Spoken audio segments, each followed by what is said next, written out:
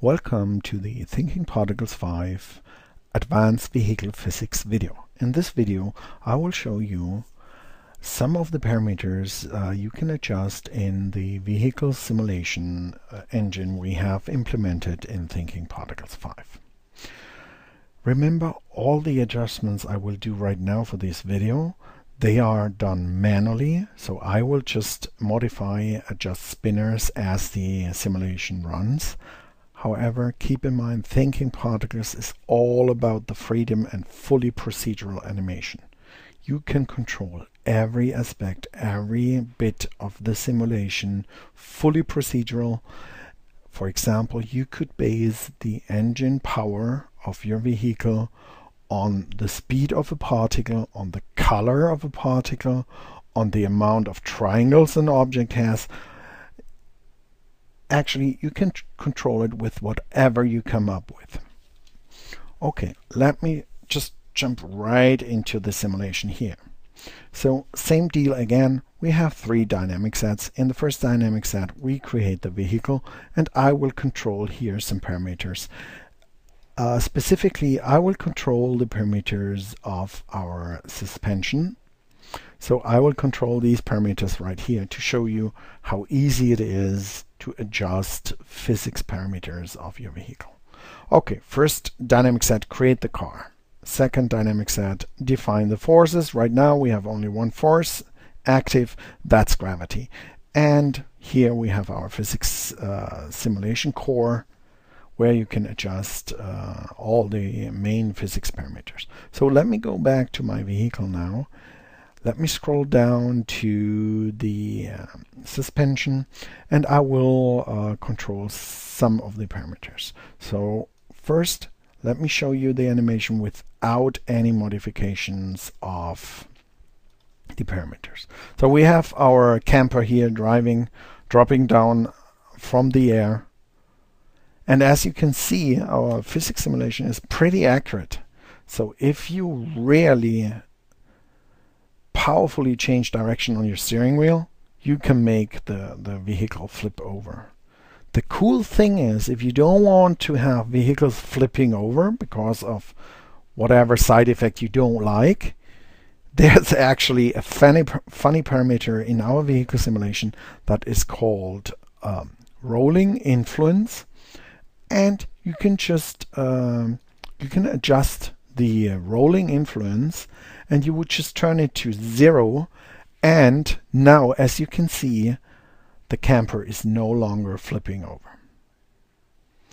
And that again is an amazing little control to make your vehicle stable, because if you procedurally do your animations and you accelerate, let's say you have an animation, your car stops at the red traffic light, accelerates, goes around the corner, you maybe don't want them to flip over, roll over, you can actually tell the physics simulation, never ever flip over my vehicle, and it will try to prevent a rollover of your vehicle. I'm going to just bring back the rollover influence, because I just love it when we can do this crash-like simulations. Okay, as you can see, we have our suspension or dampers adjusted right now. So it's a little bit bouncy, this car, and we have all kinds of controls. So it actually works like in a real vehicle, real world vehicle. Let me, for example, adjust the length of our dampers or shocks. And I'm just going to make out of this vehicle a monster truck. As you can see, the distance between the car body and the wheels is now much bigger.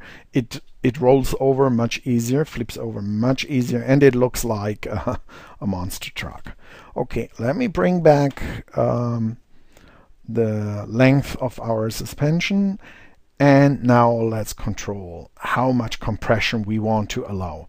I'll increase the value right now here, so I don't want to see a lot of compression. So you see it now drops down like a stone, and you can drive around. It still has a little bit softness in it when you can see that when it changes direction. So, and you can freely adjust the amount of compression you want to allow for your car. So So now we just have a little bit. And the same goes for the stiffness. So we can reduce that so it bounces less, so it sinks in very fast. And as you can see, we get a fully completely different behavior. I'm increasing it now, and I can do also funny things like that, where we have really jumpy car and again it rolls over. So you have full control of every aspect of your vehicle simulation. You can control the steering wheel, you can control the dampers, the speed, we can control the mass of our vehicle. And if we wanted, let me just bring that up again a little bit, and we can, for example, make the car drive faster. So I'll give it more power, and we can have four-wheel drive, rear-wheel drive. We can even brake at will, hit the brakes, and then we can slide and do all kinds of physics simulation. Let me just bring up the speed much more. And now the car speeds off. So again, all these parameters can be controlled fully procedural. You can have autonomous vehicle driving around in the city landscape if you set up thinking particles with the proper rules. So that was it about our advanced physics. There's much more. I could show you more and more stuff. The easiest way to get the joy of vehicle simulation in 3D Studio Max is get the Thinking Particles 5 update. It's amazing. The vehicle simulation alone is worth a couple of thousands. We bring it for the same price. There's no price increase in our update. Get Thinking Particles 5. You can now do things like the $20,000 applications can do with the vehicle simulation. And in our other video, I will show you how you can rain down vehicles. So it's not only about one vehicle. Remember, it's thinking particles.